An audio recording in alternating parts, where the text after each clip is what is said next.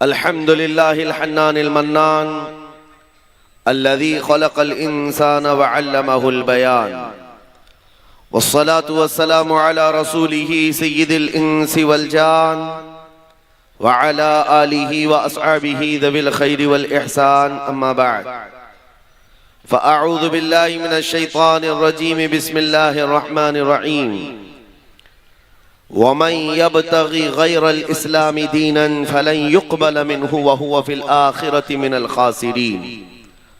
सदक़ल्लाहु मौलानल अज़ीम। बारगाह रिसालत मुआब सल्लल्लाहु तआला अलैहि वसल्लम में एक बार दुरूद पाक का हदिया पेश करें। अल्लाहुम्मा सल्लि अला सय्यिदिना व मौलाना मुहम्मदिन मअदनिल जूदि वल करम व आलिहि व अस्हाबिहिल किराम व इब्निहिल करीम व बारिक व सल्लिम सलातन दाइमतन सरमदन अबदा। अज़ीज़ान गिरामी वक़ार, आज हमारे इम्तिहान का दौर शुरू है और आजमाइशों का वक्त है। इस घड़ी में कितने लोग हैं जो ईमान पर कायम रहते हैं और कितने हैं जो अपने दीन का सौदा कर जाते हैं। कुफ्र और शिर्क की आंधियां बहुत तेज हैं। इस बहाव में कई जुब्बे और टोपियां भी बह गई। मौलवी कहलाने वाले लोग भी इधर उधर भटक गए। लेकिन ऐ सुन्नियों, अपनी गैरत बाकी रखो। ये दिन ज्यादा देर तक नहीं चलते। ये चढ़ता हुआ सूरज अनकरीब डूब जाएगा और फिर मेरे मुस्तफा करीम का चर्चा हर जगह होगा। और आज दुनिया जितना दबाने की कोशिश कर रही है हम देख रहे हैं। मैं तो ये सोचा भी नहीं था कि मुंबई की सरजमीन पर इतना बड़ा मैदान और मैदान में ऐसी गूंजती हुई लब्बैक की सदाएं, और रात के वक्त तुम्हारी ये सदाएं ही बहुत सारे लोगों की नींद हराम कर रखी हुई है। लोगों को इसी बात का तो खदशा है। अब तो ये देखा जा रहा है। मेरे अजीजों, मैं जिस बात पर आपसे कुछ गुफ्तगू करना चाहता हूं वो ये है, कुरान कहता है इस्लाम के अलावा कोई दूसरे दीन की तरफ तवज्जो भी करोगे तो कयामत के दिन तुम्हें सबसे बड़े घाटे वालों में उठाया जाएगा। किसी की तरफ तुम मुंह भी ना करो। अरे मुंह वो करे जो अपने घर में कंफर्ट ना हो। अपने घर में अगर किसी को जगह ना मिल रही हो तो फिर वो दूसरी छत का इंतजाम करे। इस्लाम में किस चीज की कमी है? इस्लाम में किस चीज की कमी है? अल्लाह करीम ने वो अजीम नेमत तुम्हें अता की है, तुम्हें दूसरों की धोतियां और चोटियां देखने की जरूरत ही नहीं है। अल्लाह करीम ने तुम्हें मुस्तफा करीम सल्लल्लाहु तआला अलैहि वसल्लम के वो अजीम अखलाक अता किए हैं। अखलाक सीखने के लिए तुम उन दरिंदों के पास ना जाओ जिनको पेशाब करने का सलीका भी नहीं आता हो। अखलाक मेरे मुस्तफा करीम सल्लल्लाहु अलैहि वसल्लम की पूरी कायनात में सबसे आला है, सबसे आला है। मैं आपसे ये पूछना चाहता हूं मेरे अजीजों, ये वाहिद कौम है दुनिया की जिसको झुकाने के लिए आज दुनिया पूरी एड़ी चोटी का जोर लगाती है। पता है, हम झुकते हैं तो सिर्फ एक नाम पर, जब अल्लाहु अकबर कहा जाता है। उसके अलावा किसी बादशाह के नाम पर भी नहीं झुकते।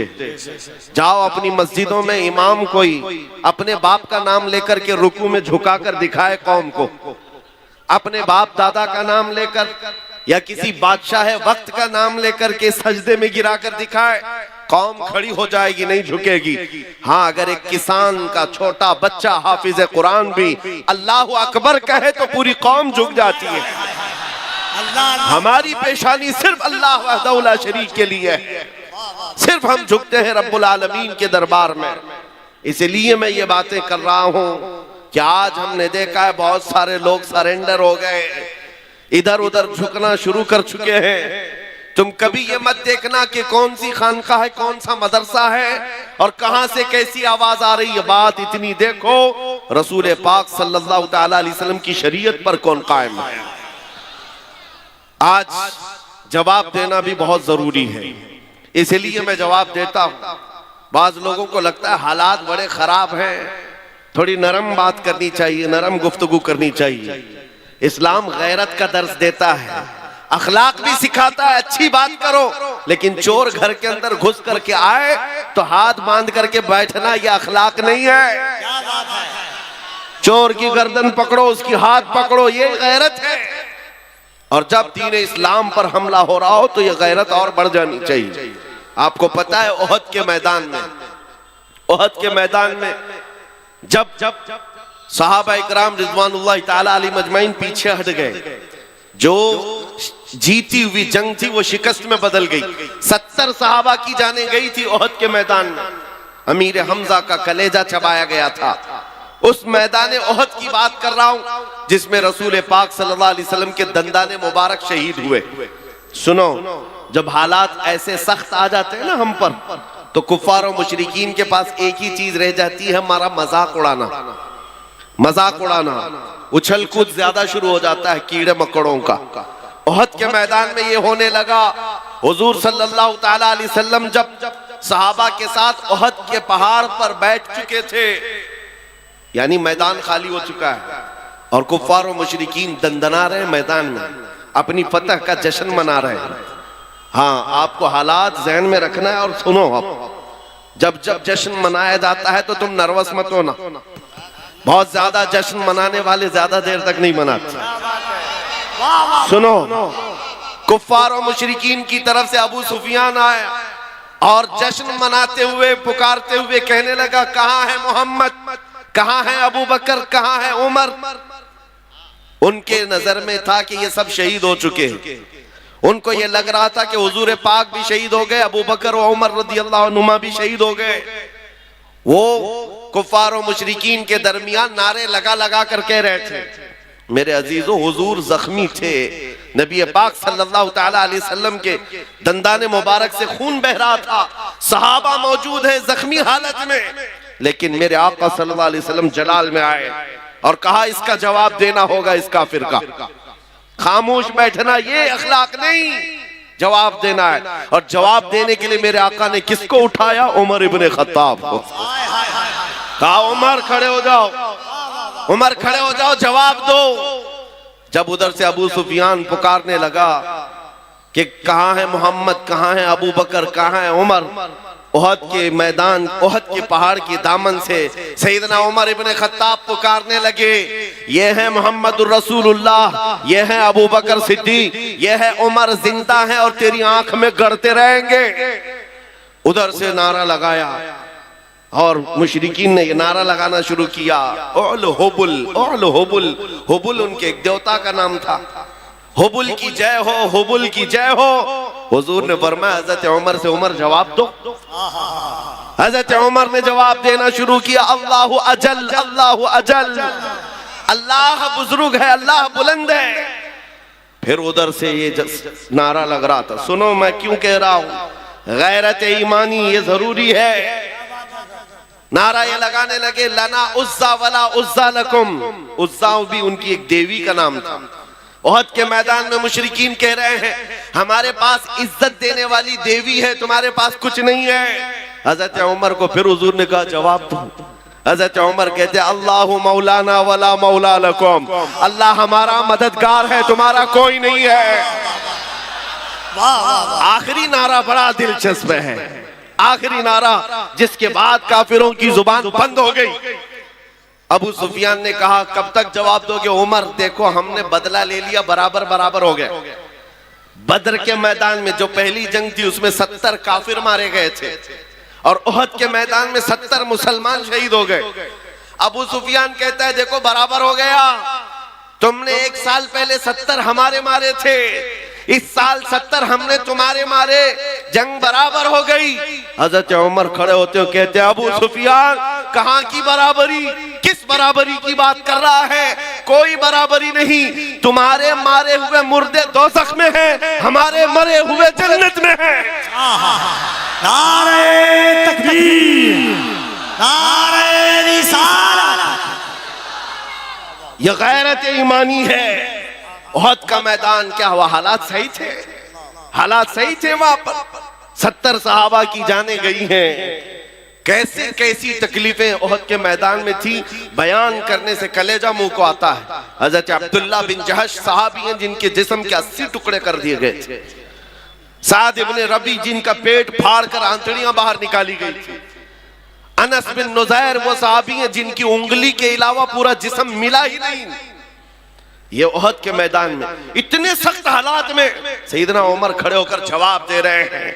सुनो मेरे अजीजों, आज के वक्त में अगर कोई ये कहता है नहीं जवाब देना चाहिए, तो फिर मैं कहता हूं हदीस पाक की रूह के एतबार से उस आलिम को गूंगा शैतान कहा गया, गूंगा शैतान कहा गया है। तुम अपनी माँ के ऊपर आ जाए, बीवी के ऊपर आ जाए, बच्चों के ऊपर आ जाए तो जवाब देते हो। मोहम्मद रसूलुल्लाह की जात पर या इस्लाम पर या कुरान पर बात आए तो मेरे अजीजों फिर जिंदगी के ये हिकमतें और मसलहतें नहीं देखी जाती। हमारी इज्जत, हमारी आबरू रसूलुल्लाह के नाम से है। आज इन हालात के एतबार से मैं आपको सिर्फ और सिर्फ इतनी बात कहूंगा, ईमान पर जमे रहो, डटे रहो, मजबूती से कायम रहो। जो दीन अल्लाह ताला ने तुम्हें अता किया है इसका समझौता कभी नहीं करना।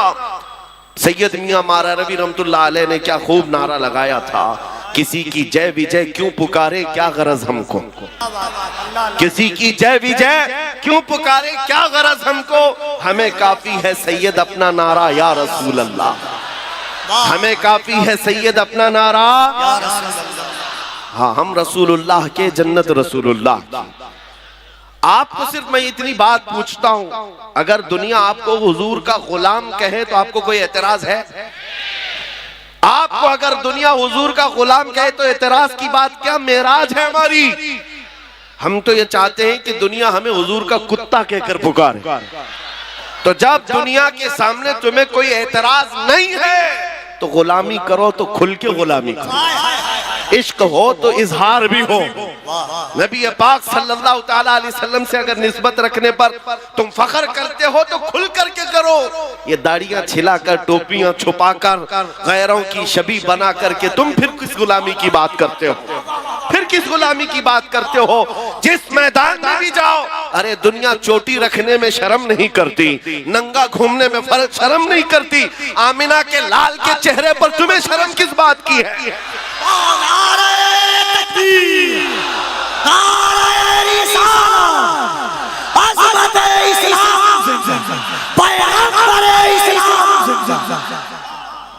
हया और शर्म किस बात की है?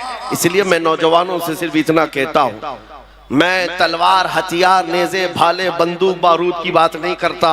हमारी इमेज ऐसी बना दी है लोगों ने कि ये बहुत भड़काते हैं, ये भड़काऊ मौलाना है। और जिनको ये लगता है, मैं कहता हूँ हाँ, मैं इतना भड़काना चाहता हूँ, इतना भड़काना चाहता हूँ, हमारा नौजवान तुम्हारे नंगेपन से बेजार होकर मदीने की गलियों में घूमने वाला दीवाना बन जाए।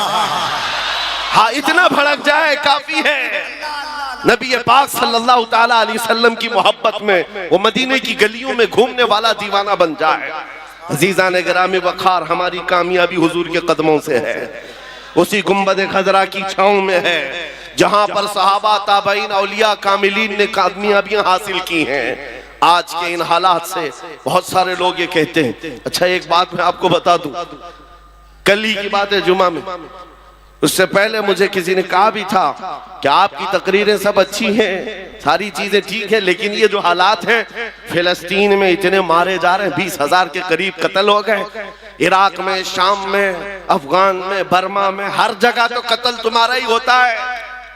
ये सवाल आपको भी किया जाएगा। ठीक है, तुम्हारा खुदा सच्चा, तुम्हारा नबी अच्छा, तुम्हारी किताब सबसे बुलंद, तुम्हारा दीन सबसे बेहतर, तो फिर ये मारे क्यों जाते हैं, इतने काटे क्यों जाते हैं? उन नादानों को, जालिमों को जवाब इतना दो मेरे अजीजों, हम परवाने हैं, पैदा ही होते हैं मरने के लिए। परवाना जो होता है उसका काम ही है मरना। रसूल पाक सल्लल्लाहु ताला अलैहि वसल्लम शमा है, इसीलिए मुफ्ती आजम ने कहा था, तू शम्मे रिसालत है, आलम तेरा परवाना, तू माहे नबूवत है, ए जलवे जानाना। अगर हुजूर पाक सल्लल्लाहु अलैहि वसल्लम शमा है और हम परवाने हैं तो उन्हें जवाब दो, हमारा काम ही है मरना। और सहाबा इकराम की बात मैं करता हूँ मेरे अजीजों, जिन्होंने फख्र महसूस किया हुजूर की गुलामी में। दो सहाबा की बात हमारे रोंगटे खड़े कर देती है। साद इब्ने अबी वक्कास और अब्दुल्ला बिन जहश दोनों बड़े गहरे यार थे, जिगरी दोस्त थे।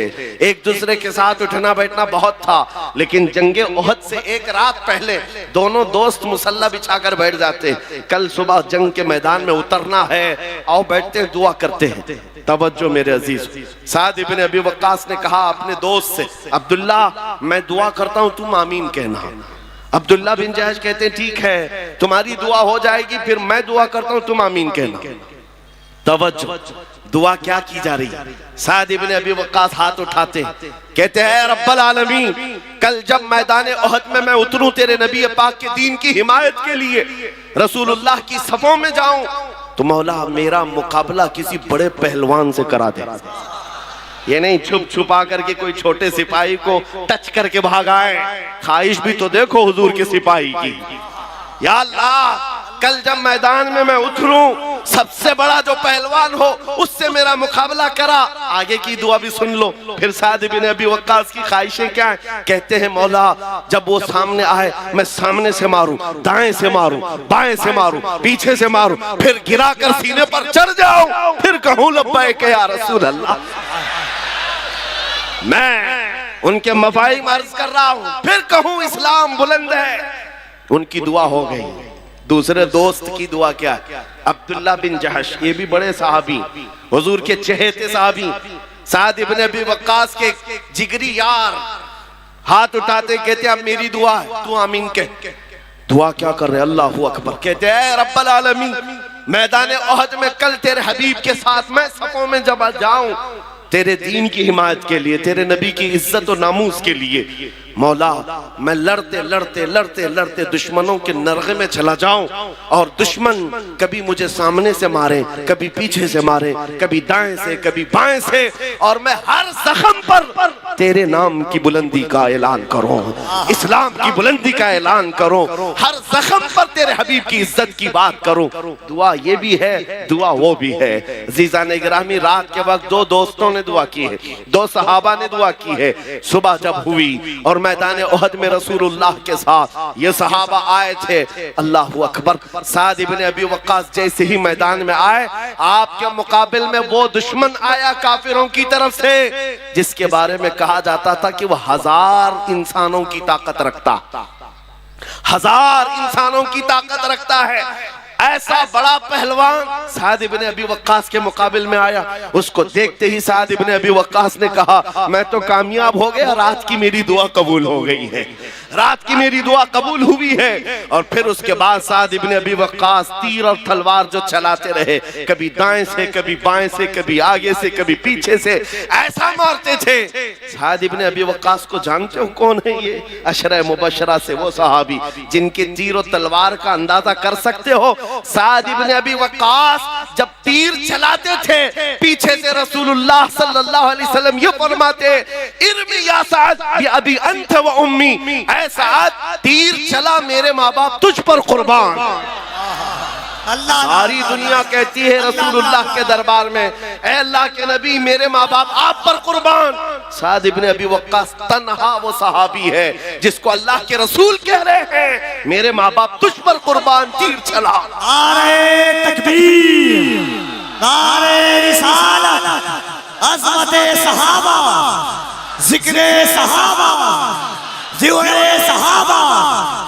साद इब्ने अबी वक्कास ने बढ़ करके उसको ढेर किया, और जैसे इनकी रात की दुआ थी, सीने पर चढ़ करके कहा इस्लाम था, इस्लाम है, इस्लाम रहेगा। शाम हो गई जब जंग खत्म हुई, मैं मुख्तसरन अर्ज कर रहा हूं, और जब पता ये चला कि मुसलमानों में 70 शहीद हो गए हैं, साद इब्ने अबी वक्कास कहते मेरे दोस्त, मेरे जिगरी यार की क्या खबर है? साहबा ने कहा तुम्हारा दोस्त अब्दुल्ला बिन जहश शहीद हो गया। इतनी खबर थी, दिल पर बिजलियां गिरी। बहुत गहरे दोस्त थे। साद इब्ने अबी वक्कास ढूंढते हुए आते ही देखा अब्दुल्ला बिन जहश के टुकड़े किए जा चुके थे, 80 टुकड़े। साहबा से पूछा कि कैसे हैं? साहबा ने कहा ये मस्त और दीवाना वार लड़ते हुए ऐसे घुस गए और नरगे में फंसे तो सामने से, दाएं से, बाएं से, पीछे से इनको इतना मारा गया, हर जख्म पर चिल्लाते थे अल्लाह अकबर, अल्लाह सबसे बड़ा है। उसके बाद शहीद हो गए और उनके टुकड़े किए गए। साद इब्न अबी वक्कास टुकड़ा उठाते हैं और कहते हैं मेरे अब्दुल्ला, कल मैंने भी दुआ की थी और तूने भी दुआ की थी, मेरी भी कबूल हुई, तेरी भी कबूल हुई, लेकिन कसम रब्बे सुल जलाल की, मेरी दुआ से तेरी दुआ कई दर्जे अफजल है, इसलिए कि हुजूर की मोहब्बत में मारना और है, हुजूर की मोहब्बत में मर जाने का मजा और है। आला हजरत इसी को कहते हैं, जान है इश्क मुस्तफा, रोज वजू करे खुदा, जिसको हो दर्द का मजा, नाज़े दवा उठाए क्यों। हुजूर की मोहब्बत में जो दुनिया से जाता है वो एक लज्जत लेकर के जाता है, वो एक मजा लेकर के जाता है। लिहाजा मेरे अजीजों, मैं आपको सिर्फ ये बातें इसलिए अर्ज कर रहा हूँ कि ये शहादतें तारीख में रकम हैं। हम बार बार अपने बच्चों को इसलिए सुनाते हैं कि कोई गटर से निकला हुआ कीड़ा इनको डरा न दे और आप डर भी न जाएं। ऐसे हालात होते हैं। अभी अभी मौसम में निकले हुए कभी तुमको छोटी छोटी चुरियां लेकर के लहरा करके दिखाते, ये देखो हम आ रहे हैं, हम आ रहे हैं। गीदड़ों से कहो ये अल्लाह के नबी के वो शेर हैं जो 1400 साल से करबला सुनते आ रहे हैं। नारे तकबीर, नारे रिसालत। हालात जैसे भी हो, मेरा मैसेज सिर्फ इतना है, अपने ईमान का सौदा कभी नहीं होने देना, अपने दीन का सौदा कभी नहीं होने देना। इस्लाम के मुतालिक तुम ज्यादा फिक्रमंद भी मत हो। इस्लाम अपना दिफा खुद करता है, इस्लाम अपना डिफेंस खुद करता है। ये इस्लाम वो पौधा है जो ततारियों की बड़ी आंधियों में भी महफूज रहा है। हाँ, चंगेज और हलाकू के दौर में भी इसका बाल बेका नहीं हो सका। आपको पता है बगदाद में ततारियों ने कत्ले आम किया था, सबको सुला दिया है, खून से लाल कर दिया है। और ततारी बादशाह की बेटी शाम में घूमने के लिए निकली है तो उस वक्त देखा कहीं से अजान की आवाज आ रही। हमने तो बगदाद की ईंट सींट बजा दी, फिर भी आवाज आ रही है। लोगों को यही तो दर्द है, हमने कई सालों से इनके पीछे मेहनत की, फिर भी अजान कहीं ना कहीं से आती, अजान की आवाज आती है। हाँ वो आएगी। एक बात बता दूं, कफील साहब इसको नोट करें, एक मस्जिद में किसी बुत के रख देने से वो बुत कदा नहीं होता। तारीख गवाह है, 307 काबे के अंदर थे तब भी काबा काबा था। कोई हाथ नीचे न रहे। नारे रिसालत, मज़हब इस्लाम, अज़मत इस्लाम, पैगंबर इस्लाम। काबा काबा ही था, काबे का तवाफ कभी नहीं रुका, काबा का हज होता रहा। 360 बैठे थे तब काबा काबा था। और फिर मेरे आका सल्लल्लाहु अलैहि वसल्लम तशरीफ लाए और हर तरह की शिर्क और कुफ्र से काबे को पाक किया। और हमारा यकीन है मोहम्मद अरबी का गुलाम कभी तो आएगा और फिर बुत कदे से उस मस्जिद पाक को पाक करके कौम के हवाले कौम के हवाले करेगा इंशाअल्लाह। मेरी बात सुनो, ततारियों की बेटी ने पूछा इस वक्त अजान की आवाज कहां से आ रही है, आवाज कहां से आ रही है। लोगों ने कहा ढूंढते, देखा तो एक छोटी सी दुकान में एक बूढ़ा आदमी है अजान दे रहा है, पकड़ के लाओ इसको। पकड़ करके लाए। बूढ़े लोग जो हैं बड़े सख्त होते हैं। हाँ, अभी हम एक बूढ़े साहब का इंटरव्यू भी देख रहे थे, बड़े तन करके जवाब देते, क्योंकि उनको पता है अब बचा क्या है, अब बचा क्या है, दाढ़ी सफेद हो गई, कमर झुक गई है, जाना है वैसे भी। तो बूढ़ा अजान दे रहा है बगदाद की गलियों में। ततारियों की बेटी बड़ी सख्त दिल की थी, गिरफ्तार करके लाई। कहा बाबा तुझे पता है हमने यहाँ तो पूरी की पूरे मीनार गिरा दिए, खोपड़ियों से मीनार बनाए हैं तुम्हारे, इस वक्त तुम अजान दे रहे हो। बूढ़े ने कहा जब तक मेरी सांस चलती रहेगी अजान देता रहो। उस खातून ने एक सवाल पूछा कि अच्छा तुझे इतना यकीन है तेरे खुदा पर, तो फिर तेरा खुदा बचाया क्यों नहीं, हम इतना मार रहे थे और इतने लोगों को मारा है, तुम्हारा खुदा कहाँ है, क्यों नहीं बचाया। बूढ़े ने बड़ी दानिशमंदी का जवाब दिया। कहा बेटी तुझे पता है बकरियां पालने वाला रेवड़ लेकर के जब चलता है तो साथ में कुत्ता भी लेके चलता है। बकरी कभी रेवड़ से हट जाती, इधर उधर जाती है तो कुत्ता भौंक भौंक करके उसको जमात में शामिल करता है। हम उम्मत मुस्तफा कभी भटक जाते जमात से इधर उधर, मौला तुम जैसे कुत्ते छोड़ता है, तुम भौंक भौंक करके हमें फिर शरीयत में ले आते। क्या हालात है भौंकने वाले, अगर और तेजी से भौंके तो मेरा यकीन है कि ये जो बच्चे इधर उधर भटके हैं इंशाअल्लाह मेरे मुस्तफा की छांव में जरूर आ जाएंगे, आएंगे ना इंशाअल्लाह। अब अपने दीन की हिफाजत करनी है, अखलाक से करनी है, हुजूर पाक की सुन्नतों से करनी है। अब हमारी जो जिंदगी बाकी है मेरे अजीजों, यही इजहार भी करना है। और एक बात मैं ये भी बता दूं, हालात के एतबार से चंगेज ये भी 50 लाख इंसानों के कत्ल का उसके ऊपर इल्जाम भी है, और बल्कि हकीकत है 50 लाख लोगों को मारा है। रोजाना कत्ल नहीं करता तो खाना नहीं खाता। एक मर्तबा यही हमारी जमात, मुसलमानों की जमात मैदान में गिरफ्तार करके लाई गई, 3 सफों में खड़ा किया, खुद घोड़े पर बैठा हुआ खिलौने से खेल रहा है। जल्लाद को बुलाया कि अब इनकी सफें उड़ाना शुरू कर दो, गर्दनें उड़ाओ। इन हालात में सुनो मेरे अजीज, पहली मर्तबा जब जल्लाद गर्दन पर तलवार उड़ाने लगा, चलाने लगा, तो एक पहली सफ में बूढ़े मियाँ थे, वो हट करके पीछे चले गए, दूसरी सफ में चले गए। पहली सफ में नंबर ना आए दूसरे में चले जाते, मरना तो था ही। जब पहली सफ वालों को पूरा जल्लाद उड़ा दिया, गर्दनें उड़ गईं, दूसरे सफ की बारी आई। चंगेज देख रहा था कि ये बूढ़ा पीछे चला गया है, कहां तक जाए। दूसरी सफ को हुक्म दिया, जल्लाद को हुक्म दिया गया मारो। कत्ल करते करते गर्दनें उड़ाते हुए आया, ये बूढ़ा तीसरी सफ में चला गया, तीसरी सफ में गया। अब आखिरी सफ है, इसके पीछे कुछ थी नहीं। अब चंगेज ने तीसरी सफ के कत्ल के हुक्म से पहले मजाक में कहकहा मार करके पूछा, बूढ़े पहली सफ में खड़ा था दूसरी में आ गया, दूसरी में खड़ा था अब तीसरी में आ गया, तीसरी की बारी शुरू हो रही है, अब कहां जाएगा। बूढ़े ने कहा अब भी मेरा अल्लाह है, अब भी अल्लाह है, ना उम्मीद नहीं है। उसने अभी जल्लाद को हुक्म दिया ही था, उस चंगेज के हाथ में जो खिलौना था, घोड़े पर बैठकर खेल रहा था, अचानक गिर गया। और वो खिलौना उठाने के चक्कर में जैसे ही झुका, उसका घोड़ा बिदक गया, उसका पैर घोड़े की जेन में फंस गया और घोड़ा भागने लगा। इतना भागा कि चंगेज के सर को पत्थरों से टकराते टकराते, घोड़ा किसी के काबू में नहीं है, सारे सिपाही घोड़ा पकड़ने के पीछे भागे हुए हैं, सारे वजीर पकड़ने के लिए जा रहे हैं। घोड़ा उस वक्त जाकर रुका जब इसका सर फट कर 2 टुकड़े हो गए, मर चुका है, और सारी सल्तनत एक आन में खत्म। बूढ़ा अपने हाथ उठाकर कहता है, ऐ दुनिया वालों देखो मेरा मौला मौजूद है। कैसे भी हालात हो मेरे अजीजों, अल्लाह है। कुरान पाक में मेरा मौला फरमाता है, ला तहज़न इन्नल्लाह माना। रसूल पाक सल्लल्लाहु तआला अलैहि वसल्लम ने गारे सौर में हजरत अबू बकर को यह जुमला कहा था।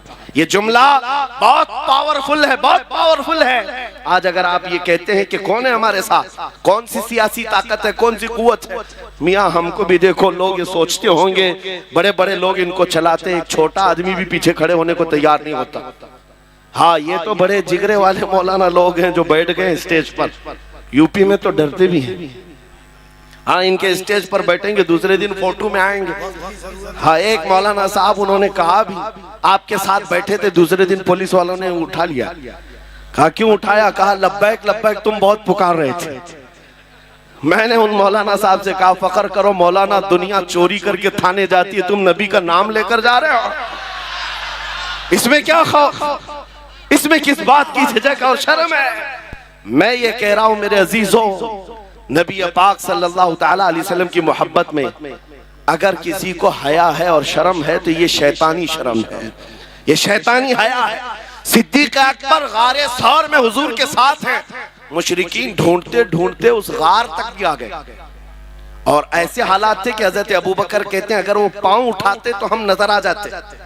मुशरिकीन वहां तक पहुंच गए हैं, अगर वो पांव उठाते तो हम नजर आते। हजरत अबू बकर सिद्दीक की बेकरारी जैसी बड़ी पूछा रसूलुल्लाह, आका अब क्या होगा? तब नबी पाक ने अबू बकर सिद्दीक के सीने पर हाथ मारा और कहा, ला तहज़न इन्नल्लाह माना, घबरा मत, अल्लाह हमारे साथ है, अल्लाह हमारे साथ है। आज फिर मैं ये कहता हूँ, कौन है तुम्हारे साथ? दुनिया ये बार बार ताना मारती है, ये पार्टी भी नहीं, वो पार्टी भी नहीं, हजारों गुरु घंटाल तुम्हारे साथ हो, अल्लाह हमारे साथ है। इस यकीन के साथ जिंदा रहो मेरे अजीजों, अल्लाह हमारे साथ है। आपकी पैदाइश जब हुई थी, आपके कान में मौज़िन ने सबसे पहला जुमला क्या कहा था? अजान देते हैं कि नहीं बच्चा पैदा होने पर? बोलो जोर से, क्या कलमा था? अल्लाह हो, अल्लाह हो, अल्लाह अकबर का मतलब है अल्लाह सबसे बड़ा है। और उसके बाद जिस दिन तुम मरते हो, कफन पहना करके जनाजा लाकर रख दिया जाता, इमाम तुम्हारे जनाजे पर तकबीर उठाकर सबसे पहले क्या कहता है? क्या कहता है? हम इस दुनिया में आए थे अल्लाहू अकबर सुन करके, दुनिया से जा रहे हैं अल्लाहू अकबर सुन करके।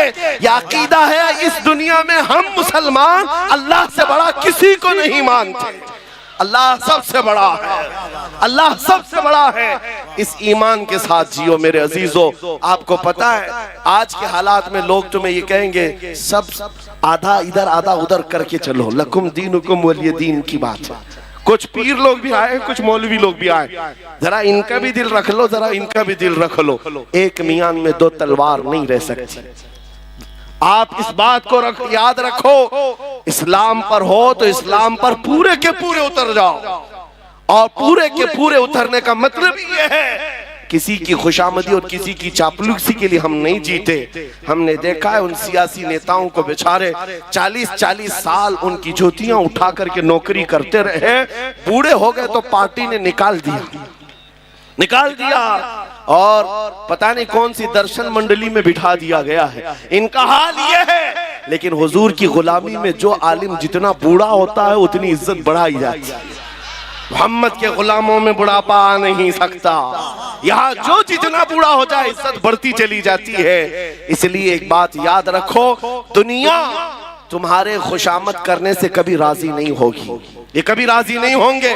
तुम कशका लगा लिए, तुम भगवा पहन लिए, कभी इधर की बातें उधर की बातें कर लिए, कभी राजी नहीं होती दुनिया, कभी नहीं राजी होती है, हमने देखा है। लेकिन आओ मेरे मुस्तफा के दरबार में एक दुरूद से राजी हो जाएगा। आता है फकीरों पे उन्हें प्यार कुछ ऐसा, खुद भीख दे और खुद कहे मंगते का भला हो। इसलिए राजी करना हो तो इस एक दरबार में जिसको आला हजरत ने कहा है, आज ले उनकी पनाह, आज मदद मांग उनसे, कल न मानेंगे क़यामत में अगर मान गए, कल न मानेंगे क़यामत में अगर। मैं जो अपनी गुफ्तगू खत्म कर रहा हूं इस बात पर, एक बहुत बड़ी बात है। आज तुम क्या कर रहे हो इसी का एतबार है, आज क्या कर रहे हो इसी का एतबार है। ये मत सोचना कि क़यामत के दिन हुजूर की शफाअत तो हो ही जाएगी। किसके लिए शफाअत? ईमान वालों के लिए है, ईमान वालों के लिए है, इस्तिकामत के साथ जमे रहे उनके लिए है।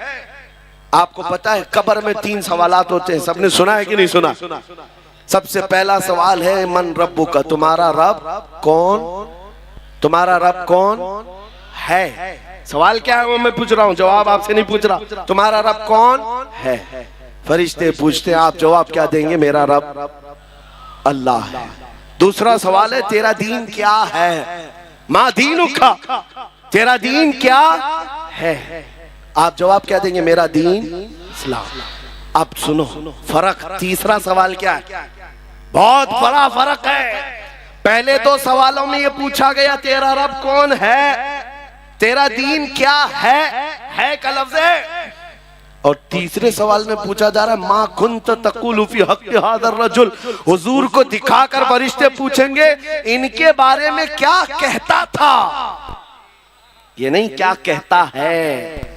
पहले 2 सवालों में पूछा गया कौन है रब, क्या है दीन, लेकिन हुजूर के बारे में कह रहे क्या कहता था। अब क्या कहता है वो तो हर कोई कहेगा हुजूर को देखकर कि ये आका है, ये मौला है। हुजूर के जलवों को देख करके फिर हर कोई मान ले जाए, उस वक्त मानना एतबार नहीं होगा। इसीलिए फरिश्ते क्या पूछेंगे, क्या कहता था, इसीलिए आज के दौर में क्या कहते थे, इसी का एतबार होगा। ऐ सुन्नी हो, कब्र के अंदर वो सुन्नी गुलाम मुस्तफा मचल करके कहेगा हुजूर के बारे में क्या कहता था। वो अपोजिशन वाले हैं जो डर जाएंगे, हुजूर के बारे में जवाब नहीं दे सकेंगे, जवाब नहीं दे सकेंगे और वो डर जाएंगे। क्या कहते थे उनको पता है, यही तो कहते थे पीठ पीछे का इल्म नहीं है, यही तो कहते रहे माज अल्लाह बच्चों के इल्म के बराबर, ये सब बोलते रहे, वहां कब्र में क्या बोल पाओगे।